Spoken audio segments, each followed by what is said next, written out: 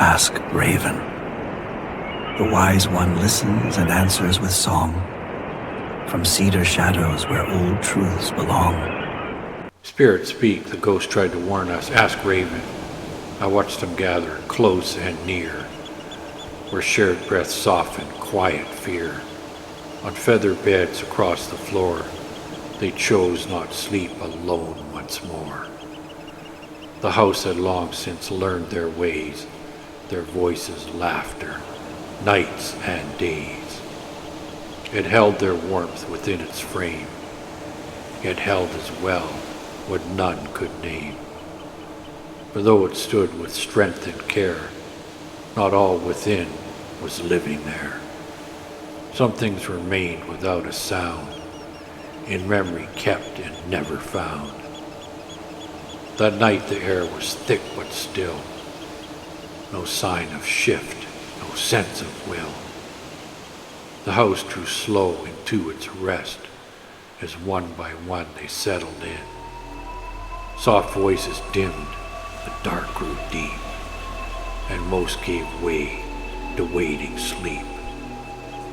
But not all rest is what it seems, and not all waking follows dreams. One rose, too fast for drifting mind, not slow, not lost, not half behind, but sudden, sharp, and wholly changed, as if her place had been exchanged. Her eyes were open, yet not there. They fixed upon some distant stare. She stood, she moved with urgent pace, not seeing those within that space. Bare feet struck wood in quickened stride, back and forth from side to side. A restless motion, tight and drawn, as if she stood where time had gone. Then came the voice, not soft, not slow, but forced from somewhere deep below, or far beyond what breath could form, a warning shaped before its time. She called his name, again, again. Not once as child, not once in play, but as one seeing what may come. Donnie, do not take that ride. Donnie, turn away this time. The words fell sharp against the room. Not fear alone, but nearing doom. A man unseen, a path not crossed, yet known to her as something lost. The bad one waits, he means you harm. Each world was filled with rising alarm. Not wild speech, not scattered sound, but fixed direct and tightly bound. All watched, all heard, no voice denied. No laughter came to brush aside, for something in her tone was true, too shaped, too clear, too cutting through. He rose, the one she called by name. He stepped toward her, spoke the same, tried to reach what stood before, to bring her back to what she was. But she looked through him, not at, beyond, as if he stood where time had gone. Her words still pressed with urgent need, as if to halt a future deed. Her body burned with fevered flame, no quiet heat, no gentle strain. It rose too fast, it held too strong, a fire that did not belong. They carried her into the night, through colder air and lesser light, to hands that search for cause and sign, to measure flesh and mark the line.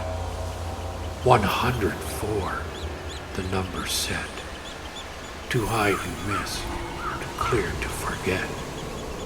Yet nothing there could match the cause. No wound, no mark, no broken law. They brought her back, the house unchanged, the room still full, the watchers strained, all waiting there for sense to form, for something known take its shape. Then, as sudden as it came before, it left her there upon that floor. She sat upright. Her eyes returned. No trace remained of what had burned. She looked around, both calm and clear. Why do you all just watch me here? No fear, no break, no memory stayed, no mark of what had just been made. She stood, she walked, she left the space, then came back in with normal pace. But all had seen, and all had heard, each voice, each step, each spoken word. No dream could pass through many eyes, no fleeting thought could synchronize. That was no wandering of the mind, no restless leap, no break in kind. That was something given form to speak a truth before its time. Yet still they let it pass, a moment strange but nothing more. No weight was set, no meaning kept, to something seen and left behind. But time does not forget so well. It circles back, it waits, it tells. And words once spoken out of place return with shape the mind must face. Years would come when all was known, when what was said would stand alone. Not wild speech, not empty cry, but something true that passed them by.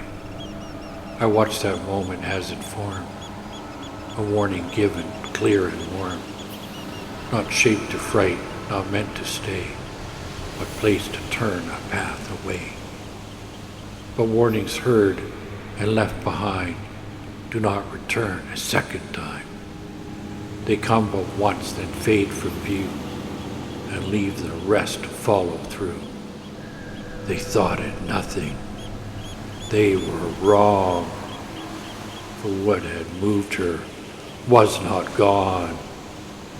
It only waited, quiet, sure, for time to make its meaning clear.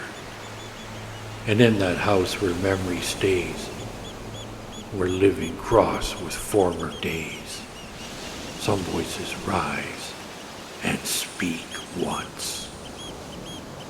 If you have walked a place that did not feel your own, leave your words below. Raven listens.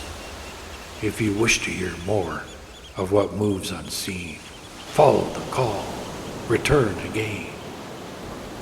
What you forget, Raven remembers. Through fire and embers, Raven remembers. Nevermore, nevermore, nevermore.